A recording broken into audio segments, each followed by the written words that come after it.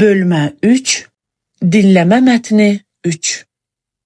Herakl qədim Yunanların məşhur qəhrəmanıdır. Onun haqqında çoxlu əsatirlər mövcuddur. Ən məşhur rəvayət Heraklın 12 qəhrəmanlığı adlanır. Heraklın atası Yunan tanrısı Zevs, anası isə Alkmenadır.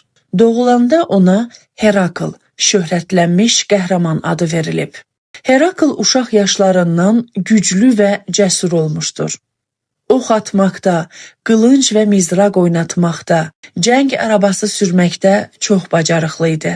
Onun gücünə heç kim çata bilmirdi. Qədim Yunanlar onu məğlub edilməz hesab edirdilər. Heraklın qəhrəmanlıqlarından biri Nemey şəhəri ilə bağlıdır. Bu şəhərin yaxınlığında meşədə qorxulu bir şir yaşayırdı. Bu şirin dərisi o qədər qalın idi ki, heç bir silah onu deşə bilmirdi. Herakl bu şiri öldürmək qərarına gəlir. O, qorxmadan şirin üstünə gedir. Onu silahsız, yalnız əlləri ilə boğaraq məğlub edir.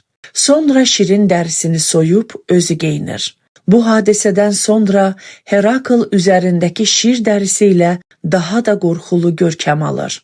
Bu, onun ilk qəhrəmanlığı sayılırdı.